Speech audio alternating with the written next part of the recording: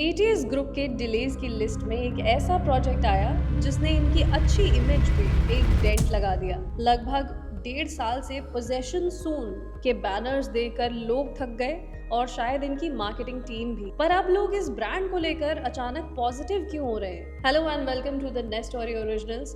Today we are reviewing one of ATS's most awaited project called ATS Rhapsody। Awaited इसलिए भी क्योंकि greater Noida waste की belt में पड़ने वाला ये लगभग पहला प्रोजेक्ट है। तो जब भी लोग यहाँ से गुजरते थे वो यही देखते थे कि ये कुछ प्रोजेक्ट्स अगर आज की डेट में एक्टिव होते तो इस एरिया में नई रौनक आ जाती। जैसे कि हमने अपनी लास्ट वीडियो में आपको बताया था कि ATS डेस्टिनेयर एक वैल्यू फॉर मनी प्रोजेक्ट बनता जा रहा है। अब ATS ग्रुप का कमबैक शुरू हो रहा है और हम इस पूरे प्रोसेस को क्लोजली ट्रैक कर रहे हैं। जब हम यहाँ ATS की बात कर रहे हैं तो हम ATS ग्रीन्स को रेफर कर रहे हैं। ATS होमक्राफ्ट और ATS ग्रीन्स अब ATS ग्रुप के दो विंग्स हैं जो डिवाइड हो चुके हैं। ATS होमक्राफ्ट अफोर्डेबल कैटेगरी को केटर करता है और ATS ग्रीन्स लग्जरी कैटेगरी को केटर करता है। ATS होमक्राफ्ट के साथ डिलीवरी टाइमलाइंस की दिक्कत नहीं आ रही थी क्योंकि वो HDFC कैपिटल से पार्टनर कर चुके थे और अब ATS ग्रीन्स भी अपने ड्यूज को क्लियर करने की रेस में आगे बढ़ चुका है। इनके कुछ रुके हुए प्रोजेक्ट्स में से ATS Rhapsody भी एक नाम था। That's why to understand this movement from ATS better, let's review one of their stalled projects, ATS Rhapsody. We've divided this video into several criterias that we'll be stressing on. Our well-researched content will help you in staying informed about the current trends in property business. You can skip to any part which interests you more. You can also contact us at the number on the screen to inquire about this project or any other project we've covered on our channel so far. This number is also available on WhatsApp. So if you'd like to connect over text, you are more than welcome. First order of business is the backbone of any project, the developer profile. Then we'll cover the location of the property. After that, we'll cover the project layout and its amenities. Later, we'll cover the specifications of the project. And after that, we cover the floor plans. Then we come to the pricing and possession timelines of the project. And lastly, we get to the next story takeaway, which is a brief summary of the entire video where we'll give you an unbiased review of this entire project, which you can take away with yourself from our video. Despite delays, ATS group की reputation market में अभी भी अच्छी है। लोग इसी इंतजार में ही थे कि कब ये यूनिक डेवलपर वापस अपनी पावर में आएंगे। 1988 में शुरू हुआ ATS ग्रुप NCR के कुछ उन डेवलपर्स में से है जिन्होंने हमेशा से लग्जरी कैटेगरी को एक नॉर्म बनाने के ऊपर काम किया है। They have 35 years of experience where they've delivered 37 plus projects until now. Superior in house construction quality और टाइमली डिलीवरीज के साथ इन्होंने अनऑर्गेनाइज्ड इंडियन रियल एस्टेट में अपनी पहचान बनाई। एक डिस्टर्बिंग फेज किसी भी डेवलपर की जर्नी में आना कोई बड़ी बात नहीं है। Most developers tend to suffer from such financial issues. Some of these names are Supertech, JP Group, Wave Group, among many others. फर्क बस इतना है कि मार्केट में वापसी करने के लिए कौन अभी भी काम कर रहा है। ऐसे में ATS Group is coming out stronger than any other brand which has faced a setback.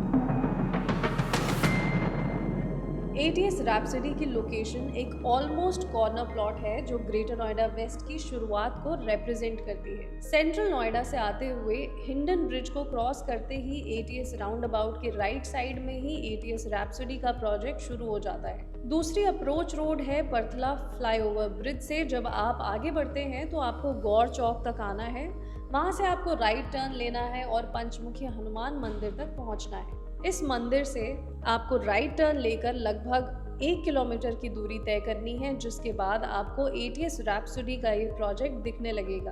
Capital Athena और ATS Rhapsody लगभग कॉर्नर प्रोजेक्ट्स होने की वजह से ग्रेनो वेस्ट के कंक्रीट जंगल से बच जाते हैं। एक तरफ राइज ग्रुप की लो राइज कंस्ट्रक्शन और दूसरी तरफ गौर के मलबरी मैंशंस होने की वजह से इन प्रोजेक्ट्स को मैक्सिमम एडवांटेज मिलता है। सेक्टर 79 से इस प्रोजेक्ट की डिस्टेंस है अप्रोक्सीमेटली 5.6 किलोमीटर्स। दिल्ली के कालिंदी कुंज मेट्रो से ये डिस्टेंस है precisely 16.3 kilometre. The nearest super speciality hospital Yatharth hospital is at approximately 2.6 kilometres. KP5 की डिस्टेंस यहाँ से लगभग 6 to 7 किलोमीटर्स की ही है, जिसके अंदर कई स्कूल्स आते हैं, Capital Athena, CRC Mysta and Sublimis, Irish Pearl, Devsai Sports Home, Apex Golf Avenue, Apex Alphabet जैसे कई प्रोजेक्ट्स इस प्रोजेक्ट के क्लोज विसिनिटी में हैं। रोड के उस तरफ राइज की कमर्शियल लेन है जो मल्टीपल फूड जॉइंट्स को केटर करती है। एटीएस डेस्टिनेयर और एस डिवाइनो जैसे प्रोजेक्ट्स भी यहाँ से लगभग 2.8 किलोमीटर्स के डिस्टेंस पर आ जाते हैं।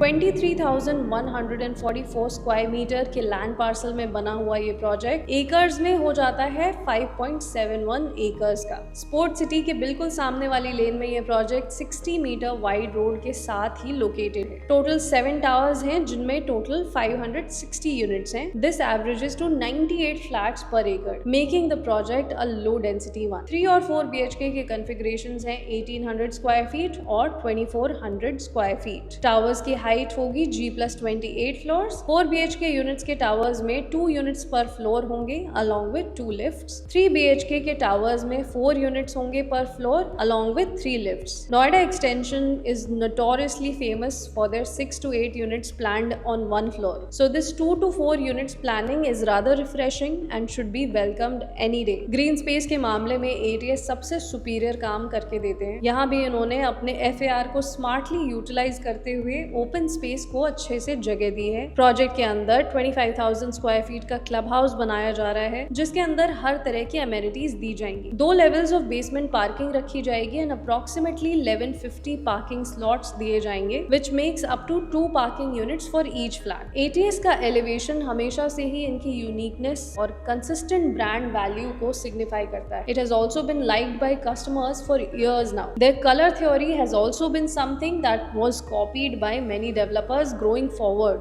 ग्रुप हाउसिंग सेक्टर में स्पेस को ज्यादा वैल्यू कैसे दी जाए, इस फैक्टर पर ATS ने हमेशा खास ध्यान दिया है। 3 BHK के इनके फ्लोर प्लान्स में 1800 स्क्वायर फीट का साइज है जिसमें 1540 स्क्वायर फीट का बिल्टअप एरिया है और 260 स्क्वायर फीट का सर्कुलेशन प्लस सर्विसेज एरिया रखा गया है। कार्पेट एरिया होगा 1205 स्क्वायर फीट का। 4 BHK के इनके फ्लोर प्लान में 2400 स्क्वायर फीट का साइज है जिसमें 2001 स्क्वायर फीट का बिल्टअप एरिया है और 399 स्क्वायर फीट का सर्कुलेशन प्लस सर्विसेज एरिया रखा गया है। कार्पेट एरिया होगा 1568 स्क्वायर फीट का। दोनों ही फ्लोर प्लान्स में ड्राइंग और डाइनिंग के लिए एम्पल स्पेस दी गई है। बालकनीज को वाइड रखा गया है और नोएडा एक्सटेंशन में किसी भी प्रोजेक्ट के साथ एक कंपैरिजन ड्रॉ करें तो कोई भी इनके आसपास नहीं आता। ATS रैप्सोडी और ATS डेस्टिनेयर के फ्लोर प्लान्स में आपको ये सिमिलैरिटी देखने को जरूर मिल जाती है।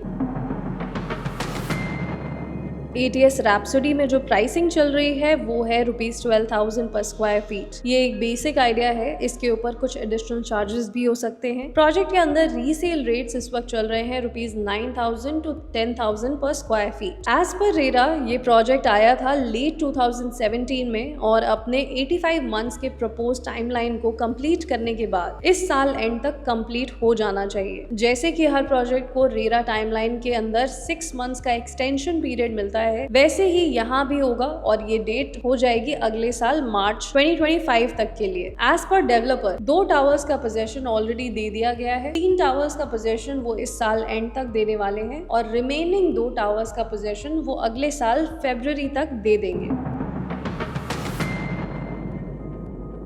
ये प्रोजेक्ट कुछ टाइम के लिए डिलेड हुआ। ये वो टाइम था जब ATS ग्रीन्स के साथ फाइनेंशियल इश्यूज चल रहे थे। अब अपने कुछ ड्यूज को क्लियर करते हुए ATS ग्रुप ने 130 करोड़ की पेमेंट येडा को कर दी है और अपने नोएडा ग्रेटर नोएडा प्रोजेक्ट्स के लिए क्लियरेंस लेने की कोशिश की है। इस स्टेप के साथ इनके सभी प्रोजेक्ट्स में से डिलेड का टैग अब हटता हुआ नजर आएगा। इस वक्त नोएडा एक्सटेंशन में जो प्राइसेस सेक्टर 1 में चल रहे हैं उस हिसाब से एवरेज स्टैंडर्ड प्राइसिंग है ₹9,000 पर स्क्वायर फीट की। इसी लेन में CRC माइस्टा की लॉन्च प्राइसेस शुरू हो रही हैं ₹13,500 पर स्क्वायर फीट से। ये भी एक लग्जरी कैटेगरी में लॉन्च हुआ है और जो लोग अपने ड्रीम होम के लिए 2029 तक वेट कर सकते हैं उनके लिए एक अच्छा ऑप्शन बन सकता है। अदरवाइज जिन बायर्स को सेक्टर 1 की लोकेशन पसंद है और उन्हें बड़े साइजेस की रिक्वायरमेंट है, साथ ही बिना किसी रजिस्ट्री इश्यूज के उन्हें अपना घर सिक्योर करने को भी मिल जाएगा, तो वो सभी बायर्स ATS के प्रोजेक्ट्स को कंसिडर कर सकते हैं। यहाँ पर आपको एक इंटरेस्टिंग चीज नोट करने को मिलेगी कि ATS का कंपटीशन सिर्फ ATS ही है। ATS रैप्सोडी और ATS डेस्टिनेयर जितने बड़े sizes, efficient layouts, dedicated green area और रीजनेबल प्राइसेस किसी और डेवलपर के पास इस वक्त अवेलेबल नहीं दिख रहे। ₹12,000 पर स्क्वायर फीट का प्राइस भी अब प्रोजेक्ट के डिलीवरी डेट्स के नजदीक आने की वजह से जस्टिफाइड ही लग रहा है। क्या आपको इस एरिया में मौजूद सभी प्रोजेक्ट्स में से ATS की प्राइसिंग रीजनेबल लग रही है? जब ये प्रोजेक्ट इस साल एंड या फिर अगले साल मार्च तक कंप्लीटली डिलीवर हो जाएगा, आप हमें कमेंट सेक्शन में जरूर बताइए। तो ये थी हमारी detailed analysis on ATS rhapsody. आपको कैसा लगा ये project review? Please let us know in the comment section below. आज के लिए नेस्टोरी की स्टोरी से जुड़ने के लिए बहुत बहुत शुक्रिया। मिलते हैं अगली वीडियो में एक नए प्रोजेक्ट रिव्यू के साथ। तब तक के लिए please take care, have fun. धन्यवाद और नमस्कार।